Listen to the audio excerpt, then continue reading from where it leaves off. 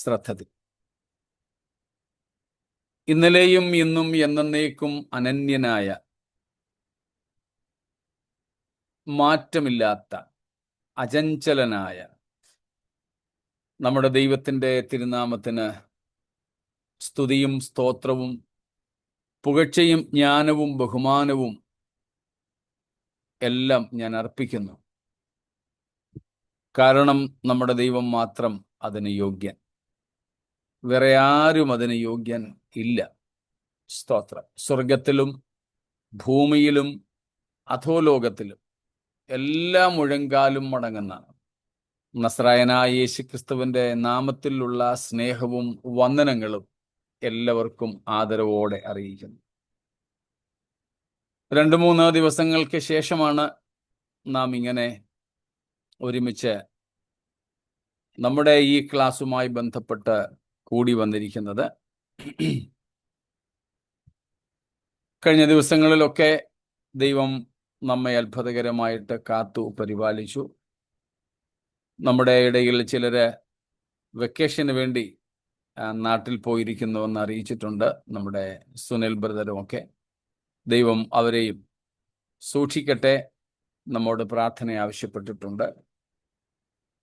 അങ്ങനെ നമ്മുടെ പ്രിയപ്പെട്ടവരെ അതാത് ഇടങ്ങളിൽ കർത്താവ് കാക്കുമാറാകട്ടെ. നമ്മുടെ സമശിഷ്ടങ്ങൾ പലരും പലയിടത്തും, പ്രത്യേകിച്ച് ഇന്ത്യയുടെ പല സംസ്ഥാനങ്ങളിലും പീഡ അനുഭവിക്കുന്നു. അവരെ നമ്മൾ വിശേഷാൽ പ്രാർത്ഥനയിൽ ഓർത്താലും, കുടിവെള്ളം പോലും കിട്ടാതെ എന്ന് പറഞ്ഞാൽ അവർക്കുള്ള കുടിവെള്ളം കൊടുക്കാതെ യേശുക്രിസ്തുവിനെ ഉപേക്ഷിക്കാത്തതിനാൽ പീഡിപ്പിക്കുന്നു. അങ്ങനെ പീഡിപ്പിക്കപ്പെടുന്ന ഒരു സമൂഹവും നമ്മുടെ ഇടയിലുണ്ട്. ഒരുപക്ഷെ നമ്മുടെ അത്രയൊന്നും അവർക്ക് ദൈവവചനത്തിൽ അഗാധമായ ജ്ഞാനമൊന്നും കാണത്തില്ല. ഗ്രീക്കും ഹീബ്രു ഒന്നും അറിയത്തില്ല. അവർക്ക് ക്രിസ്തുവിനെ കുറിച്ചുള്ള ഒരുപക്ഷെ നമുക്കറിയാവുന്നത് പോലത്തെ പരിജ്ഞാനം കാണില്ല. ഒക്കെ ശരിയാ. പക്ഷേ അവരുടെ ജീവനെ പോലും ത്യജിക്കാനുള്ള തയ്യാറെടുപ്പോടെ യേശുക്രിസ്തുവിന് വേണ്ടിയിട്ട് നിലനിൽക്കുന്ന ആ സാധുക്കളെ നാം പ്രാർത്ഥനയിൽ ഓർക്കുക. അല്ലാതെ ഒരുപക്ഷെ നമുക്ക് അവരോട് ഒരു തരത്തിലും സഹകരിപ്പാൻ കഴിഞ്ഞു എന്ന് വരില്ല. പക്ഷേ അവരെ നമുക്ക് ഹൃദയത്തിൽ വഹിക്കാം. പഴയ നിയമത്തിൽ മഹാപുരോഹിതൻ തൻ്റെ അംഗവസ്ത്രങ്ങൾ ധരിക്കുമ്പോൾ മാർപ്പതക്കം എന്ന ഒരു സാധനം ഉണ്ടായിരുന്നു. ആ മാർപ്പതക്കത്തിൽ വലത്തുവശത്തും ഇടത്തുവശത്തുമായി ഇസ്രായേൽ ഗോത്രങ്ങളിലെ പേരുകൾ, അവരുടെ പേരുകൾ ഒരു വശത്താറും മറുവശത്താറും, അങ്ങനെ 12 ഗോത്രങ്ങളുടെ പേരുകൾ കൊത്തിയ മാർപ്പതക്കം അവർ ധരിച്ചുകൊണ്ടാണ് ദൈവസന്നിധിയിൽ ചെല്ലുമായിരുന്നത്.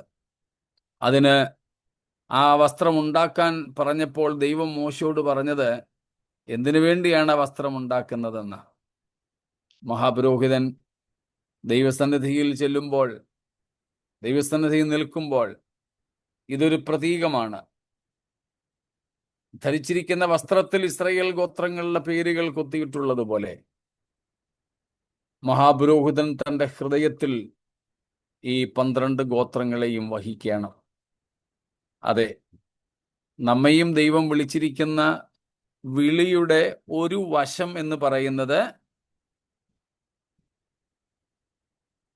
ഏതാ? ഇപ്പൊ നമ്മൾ പറഞ്ഞു വന്നതിൽ മനസ്സിലായി കാണുമല്ലോ. രാജകീയ പുരോഹിത വർഗമായിട്ട്. മഹാപുരോഹിതൻ യേശുവാണ്. നമ്മളാരും മഹാപുരോഹിതന്മാരല്ല, ആകാൻ ആഗ്രഹിക്കുകയും ചെയ്യരുത്. മഹാപുരോഹിതൻ ഒറ്റൊരാളേ ഉള്ളൂ. നിത്യപുരോഹിതനായതുകൊണ്ട് മാറ്റമില്ല. വേറൊരാൾക്കൊരു ചാൻസ് ഇല്ല. യേശുക്രിസ്തു എന്നേക്കും ഇരിക്കുന്ന മഹാപുരോഹിതനാണ്. He's eternal high priest. Jesus Christ is our high priest and he is eternal. But we are called. priests, royal priesthood. And therefore, as priests, we should bear the sins in our hearts. If possible, their names, if possible, their shapes, their faces, at least those saints of whom we know. We may be meeting only once after the Lord's coming. സ്തോത്രം. ഞങ്ങള് സഭായുഗം കൂടുന്ന ആ സ്ഥലത്ത് 10-17ഓളം സഭകൾ കൂടി വരാറുണ്ട്, വിവിധ ഭാഷക്കാർ. അപ്പൊ ചിലപ്പോൾ ഇന്നലെയും ഞങ്ങളുടെ ആ മുറിയിലേക്ക് ഞാനിങ്ങനെ നടന്നു പോകുമ്പോൾ അതിനു മുൻപുള്ള ചില മുറികളിലെ ദൈവദാസന്മാർ, ദൈവമക്കൾ ഒത്താൽ കൈകൊടുത്ത് ഒരു സ്തോത്രമൊക്കെ പറഞ്ഞിട്ട് പോകും. വേറെ ഭാഷക്കാരാ, ഇല്ലെങ്കിൽ കൈ പൊക്കിയെങ്കിലും കാണിച്ചൊരു വന്ദനം പറയും. ആ സമയത്ത് മനസ്സിനൊക്കെ ഒരു ഭയങ്കര കുളിർമയാണ്. നമ്മുടെ ഭാഷക്കാരല്ല, അവരുടെ പേര് പോലും ഒരുപക്ഷെ നമുക്കറിയില്ല. പക്ഷേ നമ്മുടെ അതേ കർത്താവിനെ ആരാധിക്കുന്ന ഒരു സമൂഹം എന്ന നിലയിൽ ഒരു ഭയങ്കര ഏകാത്മകത, സോളിഡാരിറ്റി തോന്നാറുണ്ട് അവരോട്. സ്തോത്രം. ഭയങ്കര സന്തോഷം. ലോകമെങ്ങുമുള്ള വിശുദ്ധന്മാരോട് നമുക്കുണ്ടായിരിക്കേണ്ട ഒരു മനോഭാവമാണ് ഞാൻ ഈ പങ്കുവച്ചത്. സ്തോത്രം. അപ്പോൾ അങ്ങനെയുള്ള വിശുദ്ധന്മാരെ നമുക്ക് പ്രാർത്ഥനയിൽ ഓർക്കാം, ഹൃദയത്തിൽ വഹിക്കാം എന്ന് പറഞ്ഞ ഭാഗം വിടുന്നു. കർത്താവിന് സ്തോത്രം. നമ്മുടെ ബാബു ബ്രദറിനെയും ഷീല സിസ്റ്ററിനെയും ഒക്കെ നേരിൽ കഴിഞ്ഞ ദിവസങ്ങളിൽ കാണാനും അവസരമുണ്ടായി. നേരത്തെ ബാബു ബ്രദറിനെ കണ്ട് പരിചയപ്പെട്ടിട്ടുണ്ട്. ഷീല സിസ്റ്ററിനെ നേരിൽ കണ്ട് സംസാരിക്കുകയൊക്കെ ചെയ്യുന്നത് ഇപ്പോഴാദ്യമായിട്ടായിരുന്നു. അങ്ങനെയും ഒരു സാവകാശം ദൈവം നൽകി. കർത്താവിന് സ്തോത്രം. നമുക്ക് നമ്മൾ പഠിച്ചുകൊണ്ടിരിക്കുന്ന തിരുവെഴുത്തുകളിലേക്ക് തിരിയാം. എബ്രായ ലേഖനം 2-ാം അധ്യായം 10 വരെയുള്ള വാക്യങ്ങളായിരുന്നല്ലോ നമ്മുടെ പ്രതിപാദനം. നമ്മൾ ഒരു 2-3 ദിവസത്തെ ഇടവേള എടുക്കാൻ പോകുന്നുവെന്ന് അറിഞ്ഞുകൊണ്ട് നമ്മൾ 10-ാം വാക്യം ഉപസംഹരിച്ചു. ഇനിയും അതിലേക്ക് തിരികെ പോകുന്നില്ല. അതുകൊണ്ട് നമുക്ക് ഇന്ന് 11 മുതൽക്കുള്ള വാക്യങ്ങളിലേക്ക് പ്രവേശിക്കാം. അതിലും ചിലതൊക്കെ നമ്മൾ നേരത്തെ പങ്കുവച്ചതും ചിന്തിച്ചതുമായതുകൊണ്ട് അധിക സമയം ഇനിയും ആ വാക്യങ്ങളിൽ നിൽക്കേണ്ടി വരില്ല എന്ന് കരുതുന്നു. 11-ാമത്തെ വാക്യം, 2:11 ഹീബ്രൂസ്. വിശുദ്ധീകരിക്കുന്നവനും വിശുദ്ധീകരിക്കപ്പെടുന്നവർക്കും എല്ലാം ഒരുവനല്ലോ പിതാവ്. അത് ഹേതുവായി അവൻ അവരെ സഹോദരന്മാരെന്ന് വിളിപ്പാൻ ലജ്ജിക്കാതെ ഞാൻ നിന്റെ നാമത്തെ എന്റെ സഹോദരന്മാരോട് കീർത്തിക്കും. സഭാമധ്യേ ഞാൻ നിന്നെ സ്തുതിക്കും എന്നും ഞാൻ അവനിൽ ആശ്രയിക്കും എന്നും ഇതാ ഞാനും ദൈവം എനിക്ക് തന്ന മക്കളും എന്നും പറയുന്നു. സ്തോത്രം. നമ്മൾ ഈ 11-ാമത്തെ വാക്യത്തിൽ നിന്ന് ചില ചിന്തകൾ മനസ്സിലാക്കി. ഈ ചിന്തകൾ എന്ന് പറയുന്നതിനോടും ചിലർക്ക് വിയോജിപ്പുണ്ട്.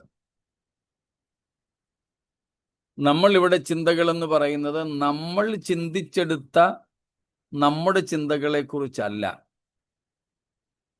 ദൈവവചനത്തിൻ്റെ പൊരുളുകൾ എന്ന അർത്ഥമാണ് ഇവിടെ. എൻ്റെ മനസ്സിൽ വന്ന കുറെ കാര്യങ്ങൾ പറയാമെന്നല്ല നമ്മളിവിടെ പറയുന്നത്. ദൈവവചനം നമ്മുടെ മുൻപിൽ വയ്ക്കുന്ന ചിന്തകളാണ്. അത് ദൈവത്തിൻ്റെ ചിന്തകളാണ്, അല്ലെങ്കിൽ അത് ദൈവ ഹൃദയത്തിൻ്റെ അഭിപ്രായങ്ങളാണ്, ആലോചനകളാണ്. സ്തോത്രം.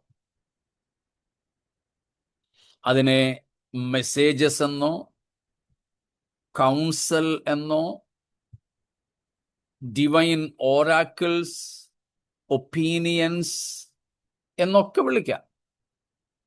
ദൈവത്തിൻ്റെ അഭിപ്രായങ്ങൾ, ആലോചനകൾ, സന്ദേശങ്ങൾ, ദൈവീക ചിന്തകൾ എന്നൊക്കെ നമുക്കതിനെ വിളിക്കാം. അപ്പോൾ ആ അർത്ഥത്തിലാണ് ഈ 11-ാമത്തെ വാക്യത്തിൽ നിന്ന് ചില ചിന്തകൾ നമ്മൾ പങ്കുവച്ചു എന്ന് പറഞ്ഞത്. സ്തോത്രം. ഇതിന് തൊട്ടു മുമ്പ് ഒരു ഹിന്ദി ക്ലാസ് ആയിരുന്നു ഉണ്ടായിരുന്നത്. തിങ്കളാഴ്ചത്തെ ഹിന്ദി ക്ലാസ്സിൽ ഞങ്ങൾ പഠിക്കുന്നത് ഇപ്പോൾ ദൈവവചനത്തെക്കുറിച്ചാണ്. ദൈവവചനം, വചനത്തിൻ്റെ 3 രൂപഭാവങ്ങളെക്കുറിച്ച് നമ്മളും നമ്മുടെ ക്ലാസ്സുകളിൽ പറഞ്ഞിട്ടുണ്ട്. അതിൽ ഞങ്ങളിപ്പോൾ പഠിച്ചുകൊണ്ടിരിക്കുന്നത് എഴുതപ്പെട്ട വചനത്തെക്കുറിച്ച്, ബൈബിൾ. അതിൽ വേദപുസ്തകം ദൈവശ്വാസീയമായ ദൈവവചനമാണ് എന്നതിന് ചില തെളിവുകളാണ്. സ്തോത്രം, തെളിവുകളാണ്. അതിൽ ഓരോരോ തെളിവുകൾ പഠിക്കുമ്പോഴും വേദപുസ്തകത്തോട് നമ്മുടെ അടുപ്പം, അതിനോടുള്ള നമ്മുടെ ആദരവ് എന്ന് പറഞ്ഞാൽ ഈ പുസ്തകത്തോടല്ല, അതിലെ വചനങ്ങളോട്, അതിൻ്റെ രചയിതാവായ ദൈവത്തോട് നമ്മുടെ ആരാധന ഒക്കെ വർദ്ധിച്ചു വരികയാണ്. സ്തോത്രം. അപ്പൊ ദൈവം തൻ്റെ മനസ്സ് നമ്മളുമായി പങ്കുവച്ചിരിക്കുന്നതാണ് തിരുവെഴുത്തുകൾ. ദൈവം തൻ്റെ മനസ്സ് നമ്മോട് പങ്കുവച്ചത് ദൈവത്തിൻ്റെ ചിന്തകൾ എന്ന നിലയിൽ നമ്മൾ പഠിക്കുകയാണ്. ഇപ്പൊ ദൈവം നമ്മോട് പറഞ്ഞിരിക്കുന്ന ദൈവശ്വാസീയമായ ഈ 11-ാമത്തെ വാക്യത്തിൽ എബ്രായ ലേഖനകർത്താവ് നമ്മോട് പറയുന്ന ചില കാര്യങ്ങൾ 10-ാം വാക്യത്തിന്റെ വിശദീകരണത്തിനായി നമ്മൾ നോക്കിയിട്ടുണ്ട്.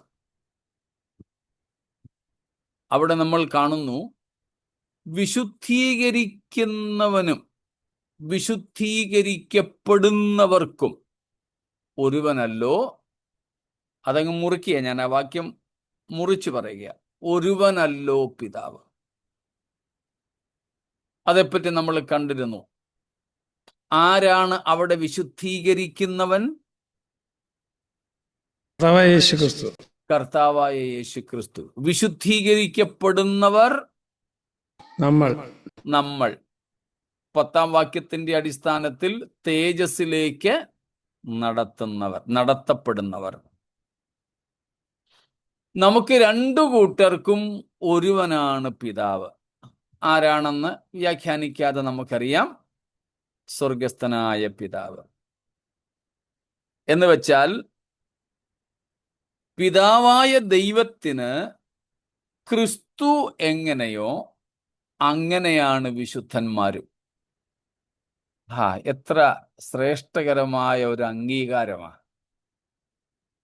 സ്തോത്രം. എത്ര ശ്രേഷ്ഠകരമായ ഒരു അംഗീകാരം. പിതാവായ ദൈവത്തിന് ക്രിസ്തു എങ്ങനെയോ അങ്ങനെയാണ് നമ്മളും. സ്തോത്രം. അതാണ് എഫേസ്യ ലേഖനത്തിൽ പൗലോസ് പറയുന്നത്, കർത്താവായ യേശുക്രിസ്തുവിൽ പിതാവായ ദൈവം നമ്മെ കൈക്കൊണ്ടു എന്ന്. സ്തോത്രം. നമുക്ക് കർത്താവായ യേശുക്രിസ്തുവിലൂടെ പിതാവിൻ്റെ സന്നിധിയിലേക്ക് സ്വീകാര്യം ലഭിച്ചു. സ്തോത്രം. നമ്മളെ കർത്താവ് കൈക്കൊണ്ടു. സ്തോത്രം. 3 മുതൽ 14 വരെയുള്ള എഫേസ്യ ലേഖനം 1-ാം അധ്യായത്തിലെ വാക്യങ്ങളിൽ പിതാവായ ദൈവം നമുക്ക് തന്ന അനുഗ്രഹത്തിൽ ഒന്നാണ് ഈ പുത്ര സ്വീകാര്യമെന്ന് പറയുന്നത്. സ്തോത്രം.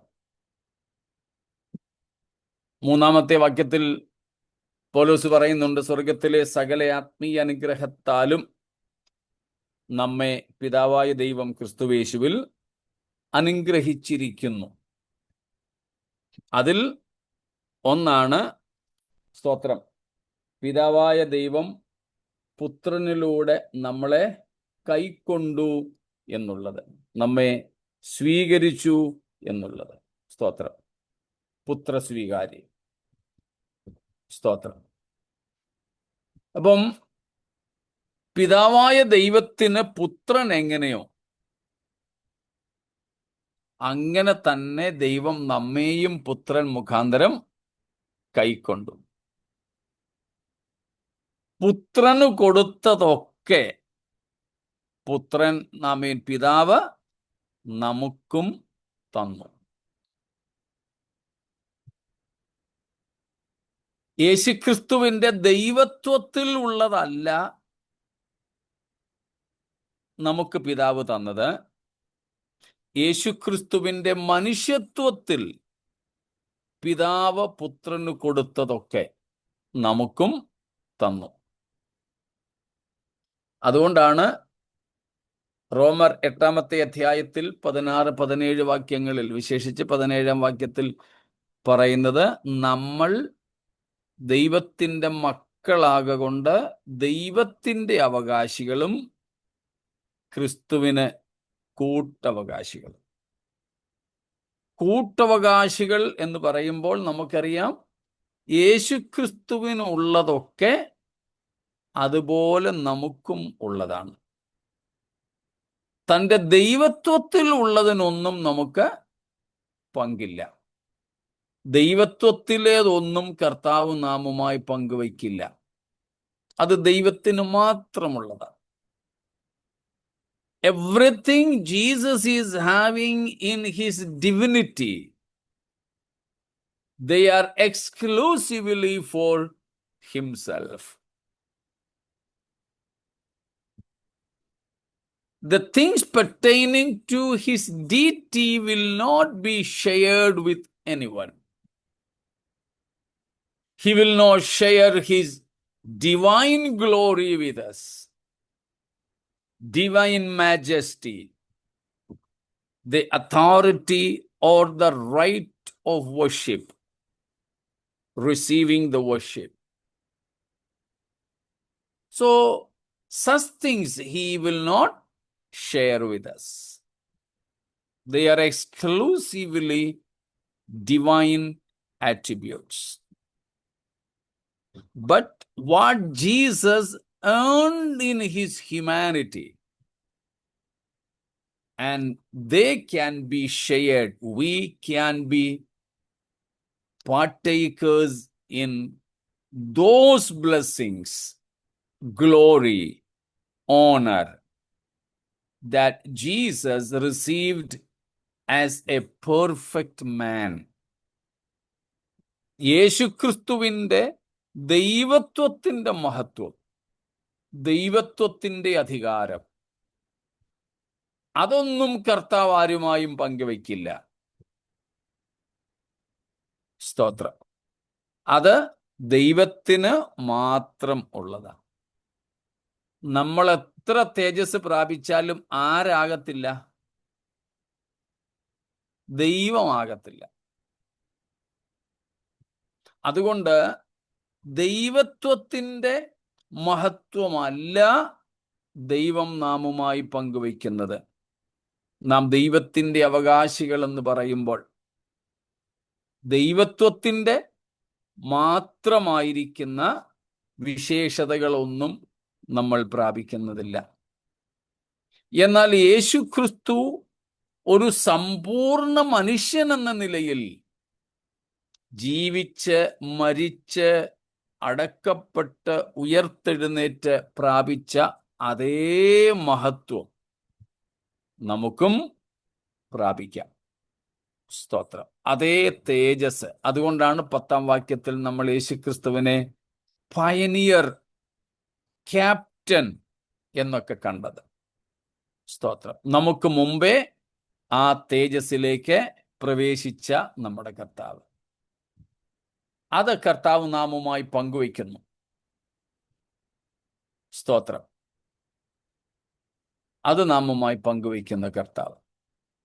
യേശു ക്രിസ്തുവിന് ഉള്ളതൊക്കെ നമ്മുടേതുമാണ് എന്ന് പറയുന്ന ക്രിസ്തുവിന് കൂട്ടവകാശികൾ എന്നതിൻ്റെ അർത്ഥം അവിടെയാണ്. സ്തോത്രം. അതുകൊണ്ട് പുത്രൻ പിതാവിനെങ്ങനെയോ അങ്ങനെയാണ് പുത്രൻ മൂലം പിതാവ് കൈക്കൊണ്ട നമ്മെയും കാണുന്നത്. എത്ര ഭാഗ്യകരമായൊരു സ്ഥിതിയാ. സ്തോത്രം. ഒരു വളരെ പേരുകേട്ട കുടുംബത്തിലേക്ക്, വളരെ ധനാഢ്യരായ പണക്കാരായ ഒരു വീട്ടിലേക്ക്, ഒരു പാവപ്പെട്ട വീട്ടിലെ പെൺകുട്ടിയെ കല്യാണം കഴിച്ചു കൊണ്ടുവരിക. ആ പെൺകുട്ടിക്ക് ഒരു ജാള്യതയൊക്കെ ഉണ്ട്, ഒരു അപകർഷതാബോധമൊക്കെ ഉണ്ട്, ഒരു കോംപ്ലക്സ്. പക്ഷേ ആ ഭർത്താവ് ചെറുക്കനും അവൻ്റെ അപ്പനും അമ്മയും പെങ്ങന്മാരും ചേട്ടനനിയന്മാരും ഒക്കെ കൂടെ ഈ കൊച്ചിനോട് പറയുക, മോളെ, ഇനിയിപ്പം നീ ഇവിടുത്തെയാ, നിന്റെ പേരിൻ്റെ വാലറ്റം പോലും ഇനി മാറും. ഇനിയും നീ അറിയപ്പെടുന്നത് നേരത്തെ നീ ആയിരുന്ന വീട്ടുപേരിലല്ല, ഈ വീട്ടുപേരില. അവൾ ഇവിടുത്തെ അംഗമാകാൻ യോഗ്യല്ല എങ്കിലും ആ വിവാഹ ബന്ധത്തിലൂടെ അവളെ ഈ വീട്ടുകാർ സ്വീകരിക്കുന്നു. ഇന്ന് നടക്കുന്ന സ്ത്രീധന മരണങ്ങളും കൊലപാതകങ്ങളും പോലെയുള്ള കുടുംബങ്ങളെയൊന്നും അല്ല ഞാൻ ഉദ്ദേശിച്ചത് കേട്ടോ. നല്ല കുടുംബത്തിന്റെ കാര്യം പറയാം. ആ കുടുംബം അവളെ സ്വീകരിക്കുന്നു. സ്വീകരിച്ചിട്ട് ആ മകന് ആ വീട്ടിൽ എന്തെല്ലാം സ്വാതന്ത്ര്യമുണ്ടോ, അവകാശമുണ്ടോ, അതെല്ലാം ഈ പെൺകുട്ടിക്കും ആ നിമിഷം മുതൽ സ്വായത്തമാകുന്നു. ഇതുപോലെ പുത്രനായ യേശുക്രിസ്തുവിനെ പിതാവ് കാണുന്ന അതേ നിലയിൽ ഒട്ടും യോഗ്യതയില്ലാതിരുന്ന നമ്മളെയും പിതാവ് കൈക്കൊള്ളുന്നു എന്നുള്ളത് എത്ര ആനന്ദകരമായൊരു അനുഭവമാണ്. അത് പറഞ്ഞു വിടുകയല്ല, അത് നമ്മുടെ മനസ്സിൻ്റെ അകത്തേക്ക് മഞ്ഞു പെയ്യും പോലെ പെയ്തിറങ്ങണം. സ്തോത്രം. നമ്മൾ പറയാറുണ്ടല്ലോ, ഒരു തുള്ളിക്ക് ഒരു കുടം വെച്ച് പെട്ടെന്ന് പെയ്യുന്ന മഴ കൊണ്ട് ഭൂമി തണുക്കത്തില്ല. എന്നാൽ ഇങ്ങനെ ചെറുതായിട്ട് മഴ പെയ്തുകൊണ്ടേയിരിക്കുകയാണെങ്കിൽ വെള്ളം പൊങ്ങത്തില്ല. ആ പെയ്യുന്ന വെള്ളമെല്ലാം പതിയെ പതിയെ ഭൂമിയിലേക്ക് ഭൂമി തണുക്കുമെന്ന്.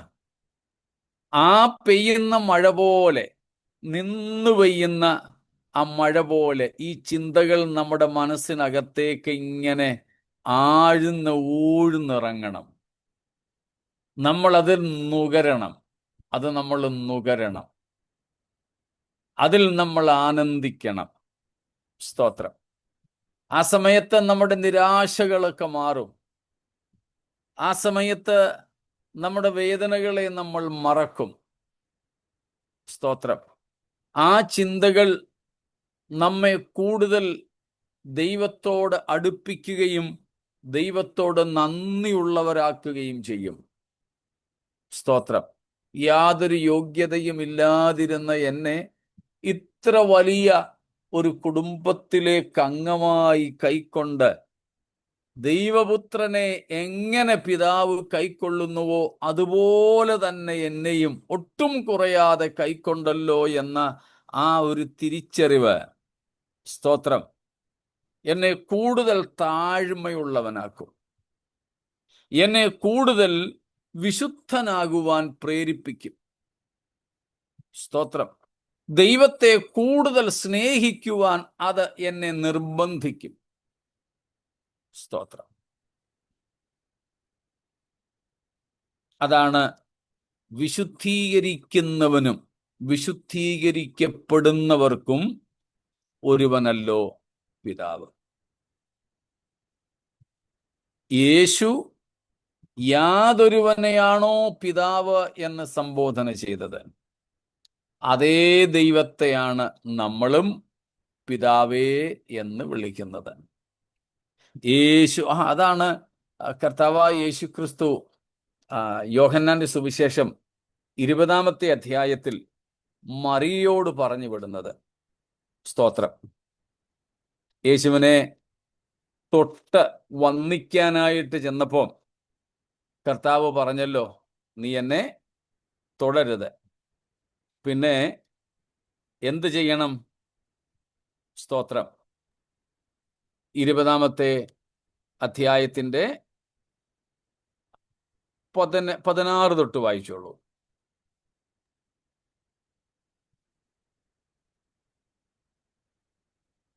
സുജ വായിക്കുകയാണോ? കേൾക്കുന്നില്ല.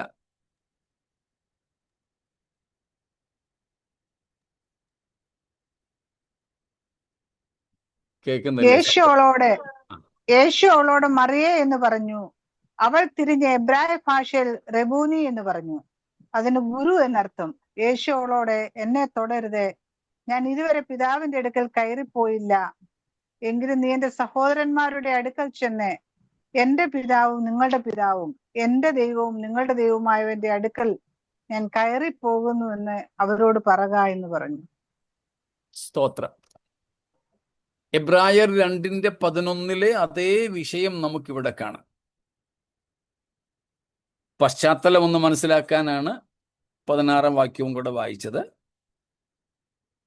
നമുക്കിവിടെ ആ വാക്യം പ്രസക്തമല്ല.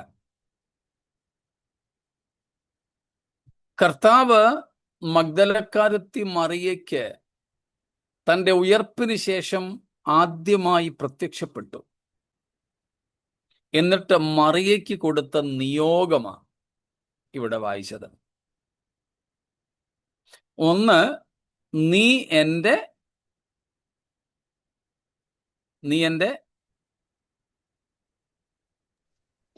സഹോദരന്മാരോട് സഹോദരന്മാരുടെ അടുക്കൽ പോയിട്ട് പറയണം. അത് തന്നെയാണ് നമ്മൾ എബ്രായർ 2:11 വായിച്ചത്. നമ്മളെ സഹോദരന്മാരെന്നാണ് യേശു വിളിക്കുന്നത്. അവിടെ മറിയോട് പറയുമ്പോൾ എൻ്റെ സഹോദരന്മാർ എന്ന് പറഞ്ഞത് ശിഷ്യന്മാരെ കുറിച്ചാ. ആ ശിഷ്യഗണത്തിൽ നമ്മളും പെടും. ഇനിയിപ്പം നിറവും സർണയും കുടുംബപ്പേരും ഒന്നും ഒരു വിഷയമല്ല. യേശുക്രിസ്തുവിൽ നാം എല്ലാം ഒന്ന്. അതുകൊണ്ട് സഹോദരൻ എന്ന് വിളിക്കപ്പെടാൻ യഹൂദൻ ആകേണ്ട ആവശ്യം ഇല്ല. ക്രിസ്തു ശിഷ്യനായാൽ മതി. അപ്പോൾ ക്രിസ്തു ശിഷ്യരാകുന്ന നമ്മെ നമ്മുടെ കർത്താവ് വിളിക്കുന്നു സഹോദരന്മാർ. അത് നമ്മൾ യോഹന്നാൻ 20:17 കണ്ടു, എബ്രായർ 2:11 കണ്ടു. എന്നിട്ട് മറിയോട് പറയുന്ന ആ പ്രയോഗം, ഇതിൻ്റെ ആഴം നമുക്ക് മനസ്സിലാക്കി തരുന്നതാണ്. എന്താ പറഞ്ഞിരിക്കുന്നത്? ഞാൻ എവിടെ കയറിപ്പോകുന്നു? ആരുടെ അടുക്കൽ കയറിപ്പോകുന്നു? I am ascending to my Father and your Father, and to my God and your God. എത്ര ശ്രേഷ്ഠകരമായ യേശുക്രിസ്തു നമ്മോട് താദാത്മ്യപ്പെടുന്ന, നമുക്ക് ക്രിസ്തുവിലുള്ള ആ സ്വീകാര്യം, ആ അക്സെപ്റ്റൻസ് എത്ര വ്യക്തമാണ് ഇവിടെ. എൻ്റെ ദൈവവും നിങ്ങളുടെ ദൈവവുമായവന്റെ അടുക്കലേക്ക്, എൻ്റെ പിതാവും നിങ്ങളുടെ പിതാവുമായവന്റെ അടുക്കലേക്ക്. എനിക്കിതിനപ്പുറം പറയാനായിട്ട് വാക്കുകൾ കിട്ടുന്നില്ല. ആ ഒരു കാര്യം മുമ്പ് ഞാൻ പറഞ്ഞതുപോലെ മഞ്ഞ് പെയ്യും പോലെ നമ്മളിലേക്കൊന്ന് പെയ്തിറങ്ങട്ടെ. നമ്മുടെ ചിന്തകളെ അത് ഭരിക്കട്ടെ. നമ്മുടെ മനസ്സുകളെ അത് സ്വാധീനിക്കട്ടെ. നമ്മുടെ വികാരങ്ങളിൽ ഈ ഒരു വികാരം നിറയട്ടെ. എൻ്റെ ദൈവവും നിങ്ങളുടെ ദൈവവും, എൻ്റെ പിതാവും നിങ്ങളുടെ പിതാവും. ഓ, എന്തൊരു ബന്ധമാത്! സ്തോത്രം! എന്തോ ഒരു ബന്ധമാ. സ്തോത്രം! അതാണ് 11-ാം വാക്യത്തിന്റെ അർത്ഥം. വിശുദ്ധീകരിക്കുന്നവൻ ക്രിസ്തു, വിശുദ്ധീകരിക്കപ്പെടുന്നവർ നാം. നമുക്ക് രണ്ടു കൂട്ടർക്കും ഒരുവൻ പിതാവ്, സകലത്തിനും ലാക്കും സകലത്തിനും കാരണഭൂതനുമായവൻ നമുക്ക് പിതാവ്. അതുകൊണ്ട് നാമും തമ്മിൽ ആരാണ്? സഹോദരന്മാരാണ്. സഹോദരന്മാർ. ആ, അതുകൊണ്ടാണ് നമ്മൾ അങ്ങോട്ടും ഇങ്ങോട്ടും ഒക്കെ ബ്രദറെ സിസ്റ്റർ എന്നൊക്കെ വിളിക്കുന്നത്. പിന്നെ പ്രായമൊക്കെ നോക്കി ചിലപ്പോൾ അച്ചായെന്നോ അങ്കിളെന്നോ അമ്മാമ്മയെന്നോ ആൻറ്റിയെന്നൊക്കെ വിളിക്കുമെന്നേ ഉള്ളൂ. ഇനി അങ്ങനൊന്നും വിളിച്ചില്ലെങ്കിൽ കൂടെ നമുക്ക് അങ്ങോട്ടും ഇങ്ങോട്ടും സഹോദരന്മാരെന്ന് വിളിക്കാം. അതുകൊണ്ട് ആ പൗലോസും പത്രോസും ഉൾപ്പെടെയുള്ള ശ്രേഷ്ഠ അപ്പോസ്തലന്മാർ പോലും അങ്ങോട്ടും ഇങ്ങോട്ടും സഹോദരന്മാരെന്ന് വിളിച്ചത്. അവരെക്കാളിലൊക്കെ വളരെ പ്രായം കൊണ്ടും അനുഭവങ്ങൾ കൊണ്ടും ചെറിയവരെ പോലും സഹോദരന്മാരെന്നാണ് വിളിച്ചത്. സ്തോത്രം! 2 പത്രോസ് 1-ാമത്തെ വാക്യം ഒന്ന് വായിച്ചാട്ടെ. 2 പീറ്റർ 1:1.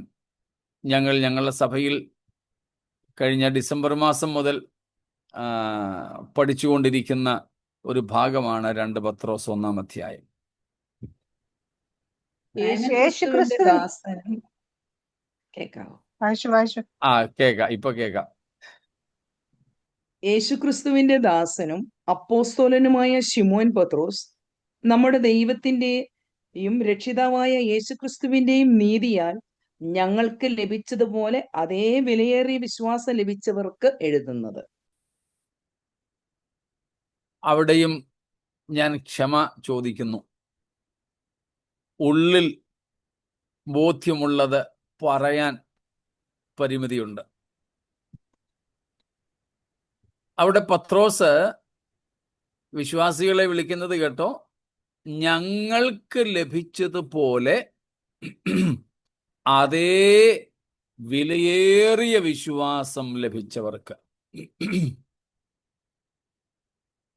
ഞങ്ങളെന്ന് അവിടെ ഉദ്ദേശിക്കുന്നത് അപ്പോസ്തോല ശ്രേഷ്ഠന്മാർ. അപ്പോസ്തലന്മാർക്ക് ലഭിച്ച അതേ വിലയേറിയ വിശ്വാസം ഒട്ടും മൂല്യം കുറയാതെയാണ് നമുക്കും ലഭിച്ചിരിക്കുന്നത്. അതുകൊണ്ട് 5:1 കൂടെ, 1 പത്രോസ് 5:1, 1 പീറ്റർ 5:1. നിങ്ങളിലുള്ള മൂപ്പന്മാരെ ഒരു കൂട്ടുമൂപ്പനും ക്രിസ്തുവിന്റെ കഷ്ടാനുഭവത്തിന് സാക്ഷിയും വെളിപ്പെടുവാനുള്ള തേജസ്സിന് കൂട്ടാളിയുമായ ഞാൻ പ്രബോധിപ്പിക്കുന്നത്. മതി. പത്രോസ് വളരെ പ്രായം ചെന്നിരിക്കുന്ന ഒരു മനുഷ്യനായിപ്പോ. പക്ഷേ മറ്റ് മൂപ്പന്മാരൊന്നും പത്രോസിനോളം പ്രായമുള്ളവരല്ല. പൗലോസ് ഉൾപ്പെടെ പത്രോസിനോളം പ്രായമുള്ളവരല്ല. പൗലോസും യോഹന്നാനും ഉൾപ്പെടെ ഉള്ളവർ പത്രോസിനേക്കാൾ ഇളയവരാ. അനുഭവം കൊണ്ടും അവരൊക്കെ പത്രോസിനേക്കാൾ ജൂനിയറാ. പക്ഷേ പത്രോസ് തന്നെ അവിടെ പരിചയപ്പെടുത്തുന്നു. നിങ്ങളുടെ കൂട്ടുമൂപ്പനാണ് ഞാൻ.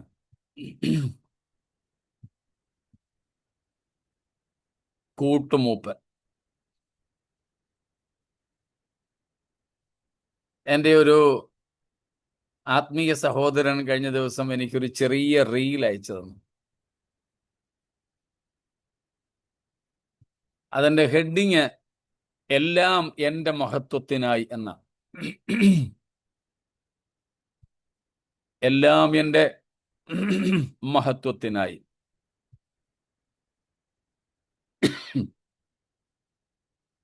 എല്ലാം അങ്ങേ മഹത്വത്തിനായി എന്ന പാട്ടുണ്ടല്ലോ, അതിനൊരു പാരഡി ഉണ്ടാക്കി ഇദ്ദേഹം പാടുകയാ, എല്ലാം എൻ്റെ മഹത്വത്തിനായി എന്ന് പറഞ്ഞുകൊണ്ട്.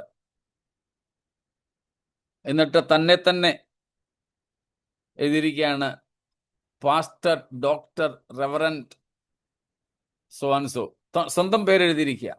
അദ്ദേഹം ഒരു റീൽ ഉണ്ടാക്കിയതാ. ഇന്ന് പല ദൈവദാസന്മാരെന്ന് പറയപ്പെടുന്നവരും, അത് ഇൻവെർട്ടഡ് കോമയ്ക്കകത്ത് വേണം, തങ്ങളെ തന്നെ ഇങ്ങനെ പരിചയപ്പെടുത്തുകയും മറ്റും ചെയ്യുമ്പോൾ, ഇവിടെതാ യേശുക്രിസ്തുവിൽ നിന്ന് നേരിട്ട് താക്കോൽ കൂട്ടം കൈപ്പറ്റിയ, പിതാവായ ദൈവത്തിൽ നിന്ന് നേരിട്ട് ക്രിസ്തുവിനെ കുറിച്ചുള്ള വെളിപ്പാട് പ്രാപിച്ച പത്രോസ് അപ്പോസ്തലൻ തന്നെ തന്നെ പരിചയപ്പെടുത്തുന്നു, നിങ്ങളിൽ ഒരുവനാണ് ഞാൻ നിങ്ങളുടെ കൂട്ടുമൂപ്പനാണ്. ഞങ്ങൾക്ക് ലഭിച്ചതുപോലെ അതേ വിലയേറിയ വിശ്വാസം ലഭിച്ചവരാണ് നിങ്ങൾ. സ്തോത്രം. നമുക്ക് തമ്മിലുള്ള സാഹോദര്യം, സ്തോത്രം, നമുക്ക് തമ്മിലുള്ള ആ ബ്രദർഹുഡ്,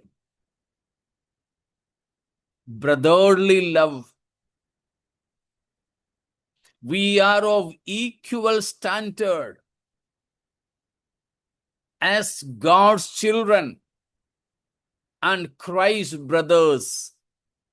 ദൈവത്തിൻ്റെ മക്കൾ എന്ന നിലയിലും യേശുക്രിസ്തുവിൻ്റെ സഹോദരങ്ങൾ എന്ന നിലയിലും നാം തുല്യരാണ്. സ്തോത്രം, നാം തുല്യരാണ്. അതുകൊണ്ടാണ് എഫെസ്യ ലേഖനം 2:20 പറയുന്നത്, നമ്മൾ ദൈവത്തിൻ്റെ ഭവനക്കാരും വിശുദ്ധന്മാരുടെ സഹപൗരന്മാരുമാണ്. Ephesians 2:20 Paul says, we are now households of God, God's family members, and also fellow citizens with saints. Fellow citizens with saints. സ്തോത്രം. ആ ഒരു ശ്രേഷ്ഠകരമായ അവസ്ഥ ദൈവം നമുക്ക് ക്രിസ്തുവേശുവിലൂടെ സൗജന്യമായി നൽകി. അപ്പോൾ നാം തമ്മിലുള്ള ബന്ധവും, നമുക്ക് പിതാവായ ദൈവത്തോടുള്ള ബന്ധവും, നമുക്ക് ക്രിസ്തുവിനോടുള്ള ബന്ധവും, ഈ 3 ബന്ധങ്ങൾ ഇവിടെ മനസ്സിലായല്ലോ. അറിയാവുന്ന കാര്യമാ, നമ്മൾ ഇതിൻ്റെ വ്യാഖ്യാനത്തിൽ എടുത്തു പറഞ്ഞു എന്നേ ഉള്ളൂ. പുതിയ കാര്യം അല്ല എന്നെനിക്കറിയാം. സ്തോത്രം. ഇത്രയും കാര്യങ്ങളിൽ എന്തെങ്കിലും ചോദ്യങ്ങളുണ്ടോ?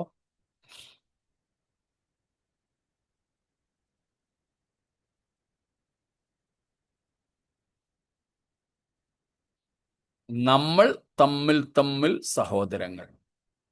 നമ്മളും ക്രിസ്തുവും തമ്മിലും മൂത്ത ചേട്ടനും ഇളയ സഹോദരങ്ങളും. നമ്മളും ദൈവവും തമ്മിൽ പിതൃപുത്ര ബന്ധം. വിശുദ്ധീകരിക്കുന്നവൻ ക്രിസ്തു, വിശുദ്ധീകരിക്കപ്പെടുന്നവർ നമ്മൾ. നാം 2 കൂട്ടർക്കും പിതാവ് ഒരുവൻ. സ്തോത്രം. ഇനി അവിടെ 11ാമത്തെ വാക്യത്തിൽ നമുക്ക് മനസ്സിലാക്കാനായിട്ടുള്ളത്, വിശുദ്ധീകരിക്കപ്പെടുക എന്നതിൻ്റെ അർത്ഥം.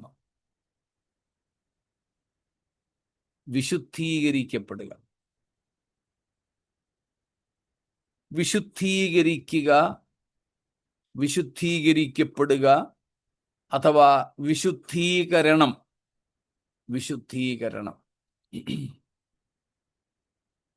നമുക്ക് ഓർമ്മ കാണും, നമ്മൾ പഠിച്ചിട്ടുള്ളതാണത്.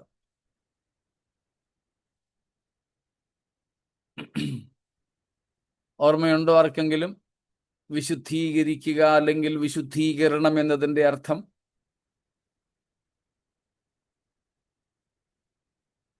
Made holy, spiritually transformed. Set apart for God. Yeah. Making holy, that means setting apart. വിശുദ്ധീകരിക്കുക. മലയാളത്തിൽ അതിനകത്ത് വിശുദ്ധി എന്ന പദം വന്നു കഴിഞ്ഞു. ഇംഗ്ലീഷിൽ 2 പദങ്ങളാണല്ലോ, സാങ്ക്ടിഫൈ എന്ന.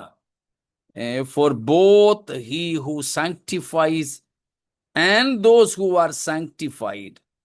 So sanctification എന്നൊരു പദമാണ് വിശുദ്ധീകരണത്തിന് വേണ്ടി ഇംഗ്ലീഷിൽ കൊടുത്തിട്ടുള്ളത്. സാങ്ക്ടിഫിക്കേഷൻ. അതുകൊണ്ട് ഇംഗ്ലീഷിൽ പറയുമ്പോൾ sanctify means to make holy. വിശുദ്ധീകരിക്കുക എന്ന് മലയാളത്തിൽ അതിൻ്റെ അർത്ഥം വന്നു കഴിഞ്ഞു, വിശുദ്ധരാക്കുക. അതിൻ്റെ അർത്ഥമാണ് നമുക്ക് മനസ്സിലാക്കേണ്ടത് സെറ്റ് അപ്പാർട്ട്, സെറ്റിംഗ് അപ്പാർട്ട്. വിശുദ്ധി, വിശുദ്ധീകരണം എന്നതിൻ്റെ ഒക്കെ അർത്ഥമാണ് നമുക്കറിയാവുന്നത് സെറ്റിംഗ് അപ്പാർട്ട്, വേർതിരിക്കുക, വേർപ്പെടുത്തുക എന്നൊക്കെ അർത്ഥം. ഹാഗിയോസ്, ഹാഗിയോസ്മോസ് എന്നൊക്കെ നമ്മൾ നേരത്തെ പഠിച്ചിട്ടുണ്ട്. സ്തോത്രം. അതിൻ്റെ അർത്ഥം, വിശുദ്ധി എന്ന് നമ്മൾ പറയുന്നതിൻ്റെ അർത്ഥമാണ് വേർതിരിക്കുക, മാറ്റിവെക്കുക. എന്ന് വെച്ചാൽ പരിശുദ്ധനായ ദൈവത്തിനു വേണ്ടിയും പരിശുദ്ധനായ ദൈവത്തിൻ്റെ ഉദ്ദേശങ്ങൾക്കു വേണ്ടിയും പരിശുദ്ധനായ ദൈവത്തിൻ്റെ ഉപയോഗത്തിനു വേണ്ടിയും. 3 കാര്യങ്ങൾ. പരിശുദ്ധനായ ദൈവത്തിനു വേണ്ടി തന്നെയും പരിശുദ്ധനായ ദൈവത്തിൻ്റെ ഉദ്ദേശത്തിനു വേണ്ടിയും ഉപയോഗത്തിനു വേണ്ടിയും. പരിശുദ്ധനായ ദൈവത്തിൻ്റെ ഇഷ്ടങ്ങൾക്ക്, ഇച്ഛകൾക്ക് വേണ്ടിയും. 5, പരിശുദ്ധനായ ദൈവത്തിൻ്റെ മഹത്വത്തിനു വേണ്ടിയും. ദൈവത്തിനു വേണ്ടി തന്നെ, പരിശുദ്ധന്റെ ഉപയോഗത്തിനായിട്ട്, ഉദ്ദേശത്തിനായിട്ട്, ഇച്ഛയ്ക്കായിട്ട്, മഹത്വത്തിനായിട്ട്. ദൈവത്താൽ സ്വയത്താലും വേർതിരിക്കപ്പെടുന്ന അവസ്ഥയ്ക്ക് പറയുന്ന പേരാണ് വിശുദ്ധീകരണം.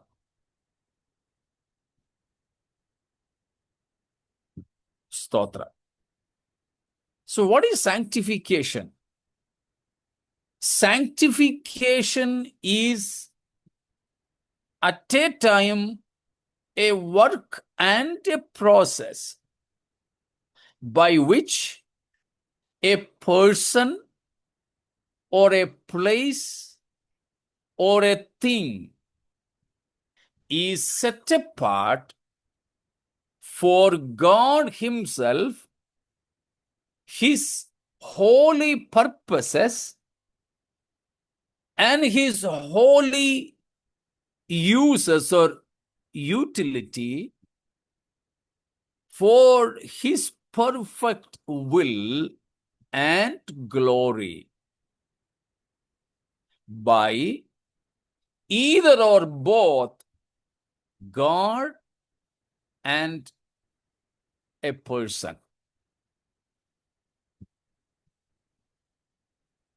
മനസ്സിലായോ വിശുദ്ധീകരണത്തിന്റെ അർത്ഥം? ഒരു വ്യക്തിയാലോ ദൈവത്താലോ അല്ലെങ്കിൽ ഈ രണ്ടു കൂട്ടരാലുമോ ഒരു വ്യക്തിയെയോ ഒരു സ്ഥലത്തെയോ ഒരു വസ്തുവിനെയോ ദൈവത്തിനായും ദൈവത്തിന്റെ പരിശുദ്ധനായ ദൈവത്തിന്റെ ഉപയോഗത്തിനും ഉദ്ദേശത്തിനും ഇഷ്ടത്തിനും മഹത്വത്തിനും വേണ്ടി വേർതിരിച്ച് മാറ്റിവെക്കുന്ന ആ കർമ്മത്തെയും ആ ഒരു പ്രക്രിയയെയും വിളിക്കുന്ന പേരാണ് വിശുദ്ധീകരണം.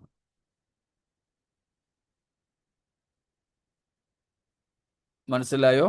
ആവർത്തിക്കേണ്ടതുണ്ടോ?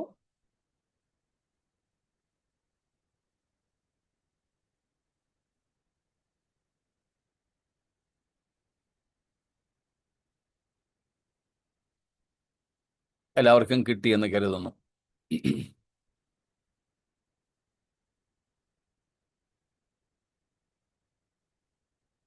അപ്പോൾ വിശുദ്ധീകരണത്തിന്റെ ഏറ്റവും പ്രധാനപ്പെട്ട അർത്ഥം എന്ന് പറയുന്നത് പ്രധാനമായും ഇവിടുത്തെ പശ്ചാത്തലത്തിൽ വേർതിരിക്കുക, മാറ്റി നിർത്തുക എന്നൊക്കെയാണ്.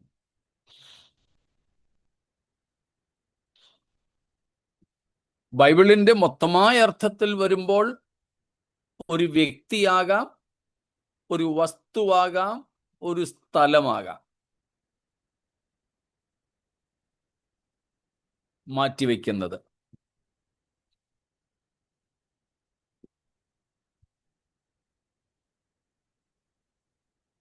പുതിയ നിയമത്തിലേക്ക് വരുമ്പോൾ ഏറ്റവും പ്രധാനപ്പെട്ട നിലയിൽ വ്യക്തികളാണ്.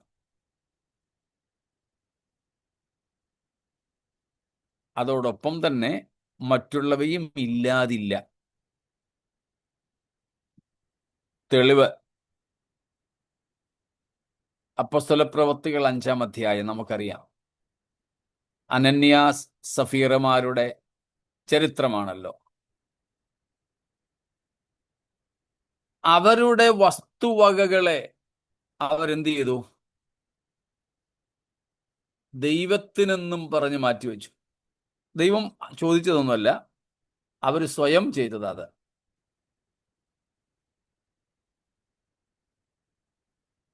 ദൈവം ആവശ്യപ്പെട്ടൊന്നുമല്ല. അനന്യാസേ, മോനെ, നിന്റെ വസ്തുവെല്ലാം വിറ്റ് കാശെല്ലാം കൂടെ എൻ്റെ ദാസനായ പത്രോസിന്റെ കാൽക്കൽ കൊണ്ടുവെക്കടാ എന്നൊന്നും കർത്താവ് പറഞ്ഞില്ല. തനിക്ക് തന്നെ തോന്നി, ഭാര്യയോട് പറഞ്ഞു, അവളും സമ്മതിച്ചു. രണ്ടുപേരും കൂടെ അവരുടെ ആ വസ്തു വിറ്റു. അവർ തന്നെ തീരുമാനിച്ചതാ. പക്ഷെ ഒടുവിൽ നടന്ന കാര്യങ്ങളൊക്കെ നമുക്കറിയാം. അപ്പൊ കണ്ടോ, അവരവര് തന്നെ, ദൈവം ആവശ്യപ്പെടുന്നില്ല നിന്റെ വസ്തുവും നിന്റെ വണ്ടിയും ഒക്കെ കൂടെ എനിക്ക് കൊണ്ടുതരാൻ. അങ്ങനെയൊക്കെ ആവശ്യപ്പെടുന്ന ഉപദേശിമാരെ ഈ കാലത്തുണ്ട് എന്ന് ഞാൻ ഇങ്ങനെ കേൾക്കുന്നു. ശമ്പളം ചോദിച്ചു വാങ്ങുന്നവര്, ദശാംശം ചോദിച്ചു വാങ്ങുന്നവര്, വണ്ടിയും വീടും കാര്യങ്ങളും ഒക്കെ ചോദിച്ചു വാങ്ങുന്ന സോ കോൾഡ് ടെലി പ്രീച്ചേഴ്സും ഒക്കെ ഈ കാലത്തുണ്ട് എന്ന് ഞാൻ കേട്ടു. കർത്താവ് ഇതൊന്നും ചോദിക്കുന്നില്ല. സ്വയമായിട്ട് കൊടുക്കാം, കുഴപ്പമില്ല. സ്തോത്രം. ഇവിടെ അനന്യാസ് സഫീറമാർ സ്വയമായിട്ട് ചെയ്തതാ. അപ്പോസ്തലപ്രവൃത്തികൾ 2-ാം അധ്യായം തൊട്ട് ഇങ്ങോട്ട് രക്ഷിക്കപ്പെട്ടു വന്ന പലരും അവർ തന്നെ സ്വയമായിട്ട് ചെയ്തതാ. വസ്തുവകകൾ വിറ്റതും പൊതുവകയായിട്ട് എണ്ണിയതും ഒക്കെ. അങ്ങനെ ചെയ്യാം. സ്തോത്രം. അങ്ങനെ ചെയ്യാം. അത് അവരവരുടെ തീരുമാനമാണ്. അന്ത്യം വരെ നിന്നോണം. ഇല്ലെങ്കിൽ അനന്യ സഫീറമാരുടെ സംഭവം ഉണ്ടാവും. സ്തോത്രം.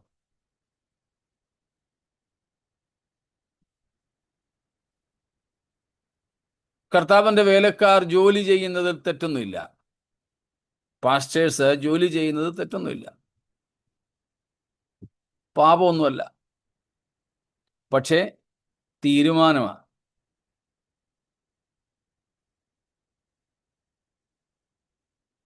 ഇവിടെ അനന്യ സഫീറമാര് വസ്തു, അവരുടെ സ്ഥലം വിറ്റ് കഴിഞ്ഞപ്പോൾ അതിൻ്റെ പണം, 3 കാര്യങ്ങളാണ് ഞാൻ പറഞ്ഞ വിശുദ്ധീകരണത്തിൽ. First of all, it's a person, ഒരു വ്യക്തി. ദെൻ എ പ്ലേസ്, ഒരു സ്ഥലം. പിന്നെ എന്തെങ്കിലും തിങ്, വസ്തുക്കൾ. പഴയ നിയമത്തിൽ ദൈവം ചില സ്ഥലങ്ങളെ തിരഞ്ഞെടുത്തിരുന്നു. പുതിയ നിയമത്തിൽ അങ്ങനെ ഒരു സ്ഥലവും ദൈവം തിരഞ്ഞെടുത്തിട്ടില്ല. യെരുശലേം ഉൾപ്പെടെ ഉള്ളതിനെ ദൈവം തിരഞ്ഞെടുത്തിട്ടില്ല. പുതിയ നിയമത്തിലേക്ക് വരുമ്പോൾ ദൈവത്തിൻ്റെ ഒരു വിശുദ്ധമായ സ്ഥലമെന്നും പറഞ്ഞു. അന്ത്യോക്യയുമില്ല, റോമുമില്ല, യെരുശലേമുമില്ല. മുളക്കഴയുമില്ല, തിരുവല്ലായുമില്ല, കുമ്പനാടുമില്ല, ചിങ്ങവനോ ഇല്ല. ബാക്കിയുള്ളതൊക്കെ അറിയാമല്ലോ. പാക്ക്, പുനലൂര്, ഇങ്ങനെ പോകുന്നു. ഇതൊന്നുമില്ല. ദൈവം അങ്ങനെ ഒരു സ്ഥലത്തെ പുതിയ നിയമത്തിൽ തനിക്കായിട്ട് വിശുദ്ധീകരിച്ചു മാറ്റിവെച്ചിട്ടില്ല. അതുകൊണ്ടാണ് കർത്താവ് പറഞ്ഞത്, 2 or 3 പേർ എൻ്റെ നാമത്തിൽ കൂടി വരുന്നയിടത്തൊക്കെയും. അതുകൊണ്ടാണ് നമ്മൾ ചിലപ്പോഴൊക്കെ ഹോട്ടലിലെ മുറികൾ എന്ന് പറഞ്ഞാൽ ഓഡിറ്റോറിയങ്ങളിൽ നമ്മുടെ യോഗം നടത്തുന്നത്. നമ്മുടെ യോഗത്തിന് തൊട്ടു മുമ്പോ അവിടെ നടന്നത് മ്ലേച്ഛകരമായ വേറെ വല്ല പ്രോഗ്രാം ആയിരിക്കും.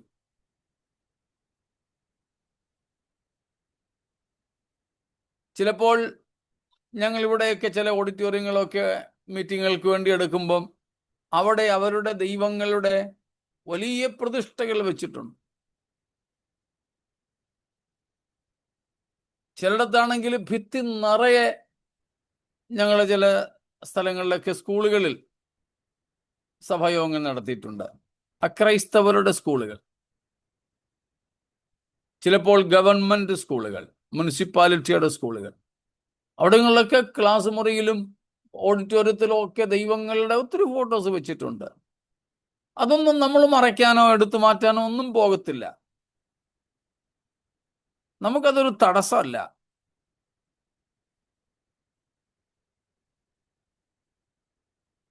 നമുക്ക് എവിടെയും ദൈവത്തെ നമസ്കരിക്കാം. ഇപ്പൊ പുതിയ നിയമത്തിൽ ഒരു സ്ഥലത്തിന് പ്രാധാന്യമില്ലെന്നാണ് പറഞ്ഞത്. കഴിഞ്ഞ ദിവസവും ഞാൻ പറഞ്ഞതുപോലെ യെരുശലേമിൽ പോയാൽ ഒരു പ്രത്യേക സ്പിരിറ്റ് കിട്ടുമെന്നും അഭിഷേകം കിട്ടുമെന്നും ഒന്നും പറഞ്ഞാരും പോകരുത്. മരുരൂപമലയിൽ അന്നത്തെ തേജസ് ഇപ്പോഴും അവിടെ തളം കെട്ടിക്കിടപ്പുണ്ടെന്നും പറഞ്ഞാരും പോകരുത്. കാണാൻ അവസരം കിട്ടിയാൽ പൊക്കോ. നമുക്ക് എല്ലാവർക്കും കൂടെ പോകാൻ ഒരു ടിക്കറ്റ് സംഘടിപ്പിക്കാമെങ്കിൽ നമുക്ക് എല്ലാവർക്കും കൂടെ പോകാൻ വേണ്ട. പക്ഷെ പാസ്റ്റർ, പോയവരൊക്കെ പറയുന്ന ഒരു പ്രത്യേക അനുഭൂതിയാന്നാ പറയുന്നത്. അത് സൈക്കോളജിക്കലാ. ഇമോഷണൽ. അതെ, അതൊരു ഇമോഷണൽ ആയിട്ടുള്ള, കർത്താവ് സഞ്ചരിച്ച ആ ഒരു സ്ഥലം. ബൈബിളിൽ നമ്മൾ ഇതുവരെ വായിച്ചു മാത്രം അറിവുള്ള ആ സ്ഥലമൊക്കെ ഒന്ന് കാണുമ്പോൾ, ഇപ്പം ഇസ്രായേൽ മക്കളുടെ ഇസ്രായേലിയരുടെ ചില പേരുകളൊക്കെ വേദപുസ്തക കഥാപാത്രങ്ങളുടെ പേരുകളായിട്ട് മന്ത്രിമാരുടെയൊക്കെ പേര് വായിക്കുമ്പം തന്നെ എനിക്കൊരു ഫീലിംഗ് വരാറുണ്ട്. വേദപുസ്തകത്തിലെ ആ അതിനകത്ത് ആത്മാവിന്റെ പ്രവർത്തനമൊന്നുമില്ല.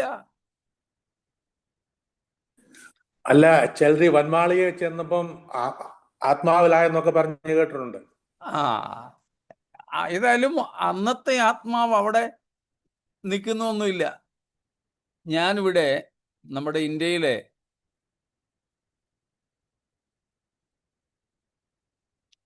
പരിശുദ്ധാത്മ പെന്തക്കോസ്ത് അനുഭവം ഏറ്റവും ആദ്യം ഉണ്ടായി എന്ന ചരിത്രം പറയുന്ന പണ്ഡിത രമാബായിയുടെ മുക്തി മിഷൻ ഇവിടെ പൂനെക്കടുത്താണല്ലോ. ഞാൻ ധാരാളം പ്രാവശ്യം പോയിട്ടുണ്ട് അവിടെ. ആത്മാവിറങ്ങി എന്ന് പറയുന്ന ആ സ്ഥലത്ത് നിന്ന് ഞാൻ പ്രസംഗിച്ചിട്ടുണ്ട്. ഞാൻ അവിടെ നിന്ന് ഒത്തിരി ക്ലാസ് എടുത്തിട്ടുണ്ട്. ഒരു ബൈബിൾ സ്കൂളിന്റെ അവിടെ കോണ്ടാക്ട് ക്ലാസ്സസ് ഉണ്ടായിരുന്നു. ധാരാളം പ്രാവശ്യം പോയിട്ടുണ്ട്. അവിടെ ചെല്ലുമ്പോൾ ആ ഓർമ്മ തീർച്ചയായിട്ടും നമ്മുടെ മനസ്സിലേക്ക് വരും. ഇത്ര വർഷം മുമ്പ് പണ്ഡിത രമാബായി എന്ന് പറയുന്ന ഒരു കൊച്ചു സ്ത്രീ, ദൈവം അവരെ ഉപയോഗിച്ച വിധങ്ങൾ, ഇവിടെ അവിടുത്തെ അന്തേവാസികൾ എല്ലാവരും കൂടെ ചേർന്നിരുന്ന് പാടുകയും പ്രാർത്ഥിക്കുകയും ചെയ്തപ്പോൾ ആത്മാവിറങ്ങിയത്, അന്യഭാഷകൾ അവർ സംസാരിച്ചത്, ഇതൊക്കെ ചരിത്രം പഠിച്ചത് മനസ്സിൽ കിടപ്പുണ്ട്. തീർച്ചയായിട്ടും ആ ഒരു ഫീലിംഗ് ഉണ്ടാവും. ആ ഒരു ഫീലിംഗേ ഉള്ളൂ. ആ ഫീലിംഗ് എന്തല്ല, ആത്മാവിന്റെ പ്രവർത്തനം അല്ല.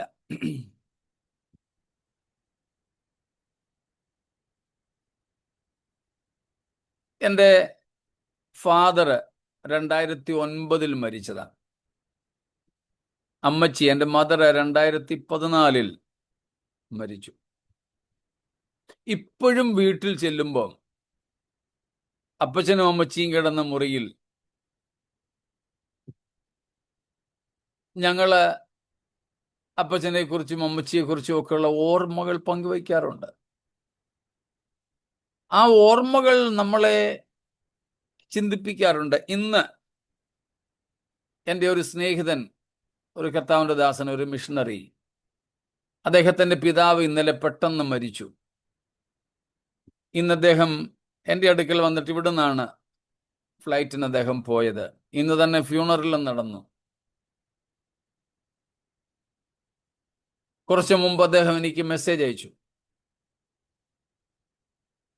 മിഷണറിയായിട്ട് വളരെ ചെറുപ്പത്തിൽ പോയതാ ഈ എൻ്റെ സ്നേഹിതൻ. അദ്ദേഹത്തിന് വേണ്ടി അദ്ദേഹം എഴുതിയിരിക്കുകയാണ്, എൻ്റെ പപ്പ മരിച്ചു. പപ്പ ഒരു നല്ല മനുഷ്യനായിരുന്നു. എന്നെയും എൻ്റെ ഭാര്യയും മക്കളെയും എൻ്റെ പപ്പ ഒത്തിരി സ്നേഹിച്ചു. മിഷണറിമാരായ ഞങ്ങൾക്ക് വേണ്ടി ഞങ്ങളുടെ പപ്പ ഇവിടെ ഞങ്ങളുടെ നാട്ടിൽ, തമിഴ്നാട്ടുകാരാ അദ്ദേഹം, ഒരു വീട് പണിതിട്ടു ഞങ്ങളുടെ നാട്ടിൽ വരുമ്പോൾ താമസിക്കാൻ. എന്നിട്ട് അദ്ദേഹം എഴുതിയിരിക്കുക, വീട് ഞങ്ങൾക്കിവിടെയുണ്ട്, പക്ഷേ ഞങ്ങൾക്കിനി ഇവിടെ ആരുമില്ല. വീടുണ്ട്, ആരുമില്ല. ഇനി ഞങ്ങൾ എന്തിനാ ഈ വീട്ടിലേക്ക് വരുന്നത്? അമ്മ നേരത്തെ മരിച്ചതാ. പപ്പ ഇന്നലെ മരിച്ചു. നോക്കണേ, ഇനിയും അതുകൊണ്ട് അദ്ദേഹം ആ വീട്ടിൽ പോകത്തില്ലേ? പോകും. പക്ഷെ പോകുമ്പോഴൊക്കെ ഈ പപ്പായുടെ ഓർമ്മകൾ ഒരു വല്ലാത്ത ഫീലിംഗ് ആയിട്ടുണ്ടാവും. ഇതുപോലെ ഒരു ഫീലിംഗ് ആണ് ആൾക്കാർക്ക് ഉണ്ടാവുന്നത്. അല്ലാതെ ചിലർ പറയുന്നത് പോലെ, കഴിഞ്ഞ ദിവസം ഞാൻ പറഞ്ഞായിരുന്നല്ലോ, മറുരൂപമലയിൽ ആ തേജസ് ഇപ്പോഴും തളം കെട്ടി കിടപ്പുണ്ട്. ചെന്നപ്പോൾ എനിക്കത് കാണാൻ പറ്റി, എനിക്കത് ഫീൽ ചെയ്തു. മാളികമുറിയിൽ പോയപ്പം ഈ ആ മാളികമുറി തന്നെ ആണോ ഈ മാളികമുറി എന്ന് ഒരു പിടുത്തവും ഇല്ല. ആണെന്ന് എഴുതി വെച്ചേക്കല്ലേ. യേശുവിനെ അടക്കിയതെന്ന് പറയുന്ന കല്ലറ എത്ര എണ്ണം ഉണ്ട് അവിടെ? 1 or 2 പോയവരുണ്ടായിരിക്കുമല്ലോ നമ്മുടെ കൂട്ടത്തിൽ.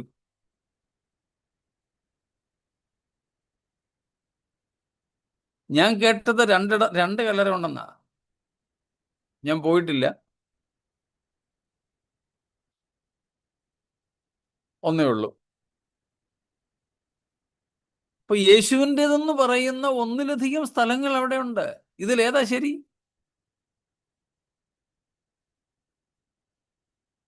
അപ്പം ആ ഒരു ഫീലിംഗ് എന്നേ ഉള്ളത്, അല്ലാതെ ആ സ്ഥലത്തിനൊരു പ്രാധാന്യതയുമില്ല. അതുകൊണ്ടാണ് ശമരിയാക്കാരി സ്ത്രീയോട് യേശു കർത്താവ് സംസാരിച്ചപ്പോൾ യോഹന്നാൻ 4-ാം അധ്യായത്തിൽ അവള് പറഞ്ഞു, നിങ്ങൾ യഹൂദന്മാര് പറയുന്നത് അങ്ങ് എവിടെ ആരാധിക്കണമെന്നാ? യെരുശലേമിൽ. യെരുശലേമിൽ. എന്നാൽ കർത്താവ് എന്താ പറഞ്ഞത്? മിക്കവാറൊക്കെ നമ്മുടെ ആൾക്കാർ പറഞ്ഞത് ആ മലയിലും അല്ല ഈ മലയിലും അല്ല എന്നല്ലേ അങ്ങനെ സാധാരണ പറയാറ്. കർത്താവ് എന്താ പറഞ്ഞേ? ആ മലയിലുമല്ല യെരൂശലേമിലുമല്ല. നിങ്ങൾ പറയുന്ന ആ മലയിലുമല്ല, ഞങ്ങൾ പറയുന്ന യെരുശലേമിലുമല്ല. അവിടെ വെച്ച് തന്നെ യേശു സ്ഥലത്തിന്റെ ആരാധനയിലും കൂടിവരവിലും സ്ഥലത്തിന്റെ പ്രാധാന്യത്തെ ഖണ്ഡിച്ചു. Not in Jerusalem or in any other place as you say. It's not of a place. സ്ഥലമല്ല പ്രാധാന്യം. സ്തോത്രം. ഇപ്പൊ പുതിയ നിയമത്തിലേക്ക് വരുമ്പോൾ സ്ഥലമോ വസ്തുവോ അവരവര് തന്നെ സമർപ്പിച്ചാൽ ആ സമർപ്പണം നിവർത്തിക്കേണ്ട കടമ അവരവർക്കുണ്ട്. അല്ലാതെ ദൈവം നമ്മോട് സ്ഥലമോ ഒന്നും ചോദിക്കുന്നില്ല. ഒരുവൻ സമർപ്പിച്ചാൽ ആ സമർപ്പണം പൂർണ്ണമായിരിക്കണം.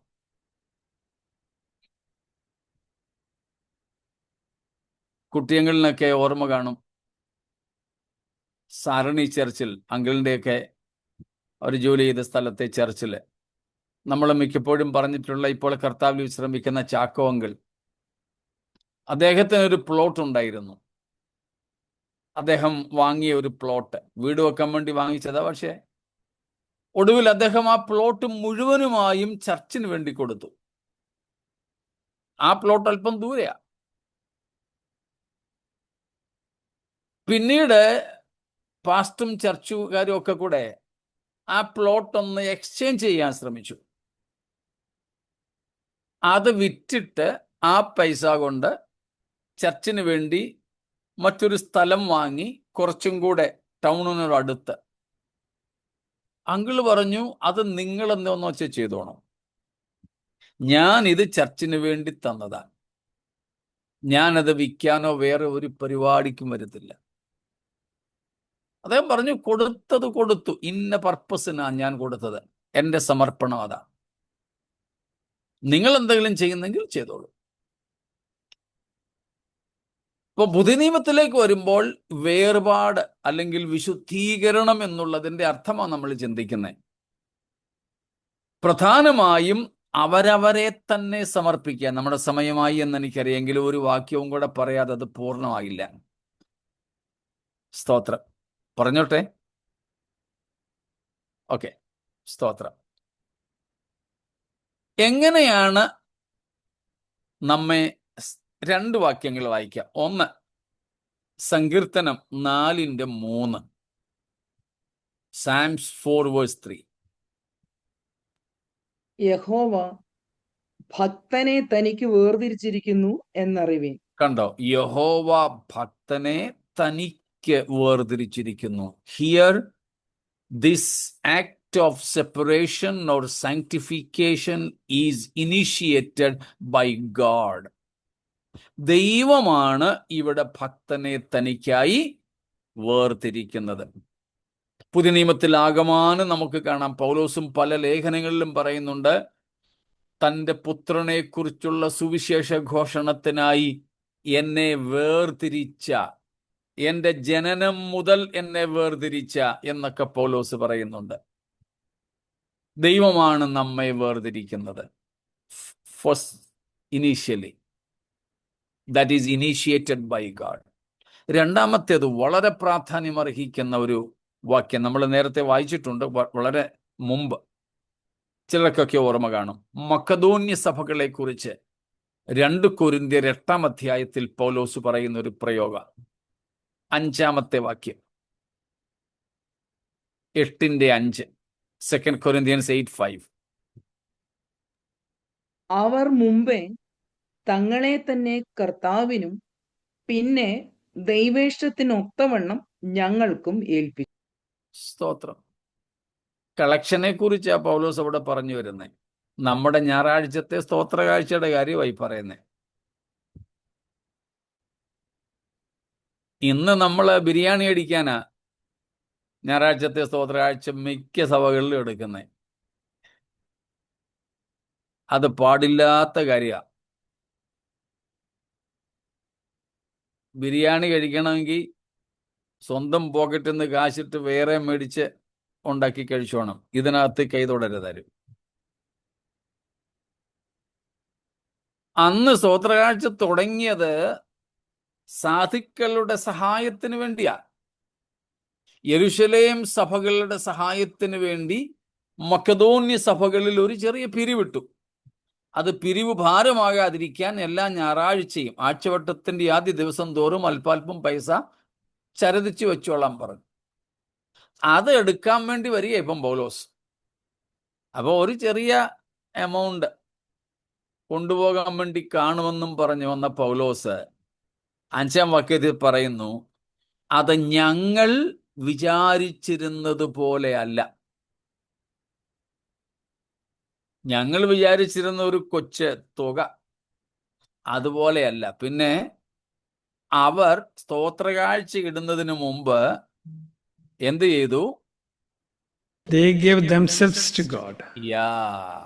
ഭയങ്കരമായിട്ട് തന്നെ സ്വാധീനിച്ചൊരു പ്രയോഗം അത്. They gave themselves to God first. സ്തോത്രകാഴ്ച പിന്നെ. വീട്ടിൽ ഉപദേശിയെ കൊണ്ടുവന്ന് ആഹാരം കൊടുക്കുന്നത് പിന്നെ, സെക്കൻഡറി അതൊക്കെ.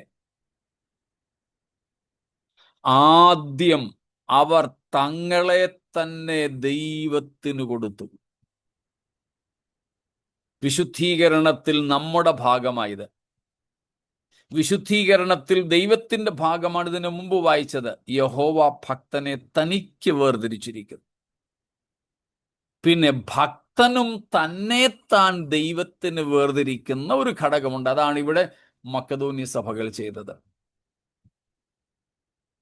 ആദ്യം അവർ തങ്ങളെ തന്നെ ദൈവത്തിന് കൊടുത്തു. പിന്നെ ദൈവേഷ്ടത്തിനൊത്തവണ്ണം ഞങ്ങൾക്കും ഏൽപ്പിച്ചു തന്നു. ചുമ്മാതല്ല. പൗലോസല്ലേ ഇഷ്ടം പോലെ ഞങ്ങളെയൊക്കെ അങ്ങ് ഉപയോഗിച്ചു. അതിവിടെ വേണ്ട. ഉപദേശിയുടെ ആ പരിപാടി ഇവിടെ വേണ്ട. ഏത് ഉപദേശിക്കും ഞങ്ങളെ കൊടുക്കും. എങ്ങനെ മാത്രം? The will of God. The will of God. ദൈവേഷ്ടത്തിനൊത്തവണ്ണം. അതിനപ്പുറത്തുള്ള കളിയൊന്നും ഇവിടെ വേണ്ട. അതിനിപ്പം വീട്ടിൽ വന്ന് താമസിക്കുന്നതായാലും ഫുഡ് കഴിക്കുന്നതായാലും പിള്ളേരോട് സംസാരിക്കുന്നതായാലും ചാറ്റ് ചെയ്യുന്നതായാലും കാശ് വാങ്ങുന്നതായാലും ഏത് വിഷയത്തിലും ദൈവേഷ്ടം വിട്ടുള്ള ഒരു കളിക്കും ഞങ്ങളില്ല. ഇതാണ് വിശുദ്ധീകരണത്തിന്റെ അവസ്ഥ.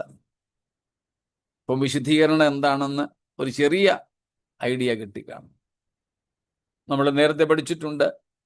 Justification is imputed but holiness is earned. നീതീകരണം നേടിയതല്ല, അത് കണക്കിട്ടതാണ്. നമ്മുടെ പേരിൽ കണക്കിടുന്നതാണ് നീതീകരണം. നമ്മൾ നേടുന്നതല്ല, സ്വന്തം നീതിയല്ല. എന്നാൽ വിശുദ്ധീകരണം ദൈവം നമ്മുടെ മേൽ കണക്കിടുന്നതല്ല, അത് നമുക്ക് പ്രായോഗികമായിട്ട് തന്നെ വിശുദ്ധീകരണത്തിന്റെ അവസ്ഥയിൽ എത്തേണ്ടത്. എന്നാൽ അതിൻ്റെ ആദ്യ ഭാഗം ദൈവം ചെയ്യുന്നു. അതാണ് വിശുദ്ധീകരിക്കുന്നവൻ എന്ന് ക്രിസ്തുവിനെ വിളിച്ചത്. സ്തോത്രം. ബാക്കി എന്തെങ്കിലും കാര്യം ഉണ്ടെങ്കിൽ നമുക്ക് കർത്താവിൻ്റെ വരവ് താമസിച്ച നാളെ ചിന്തിക്കാം. ഇപ്പോൾ തന്നെ സമയം അതിക്രമിച്ചതുകൊണ്ട് ഇവിടെ അങ്ങ് നിർത്തുകയാണ്. ഇത്രത്തോളം നമ്മെ വിശുദ്ധീകരിപ്പാൻ, നമ്മെ തനിക്ക് വേണ്ടി വേർതിരിപ്പാൻ നമ്മുടെ ദൈവത്തിന് ഇഷ്ടമായി.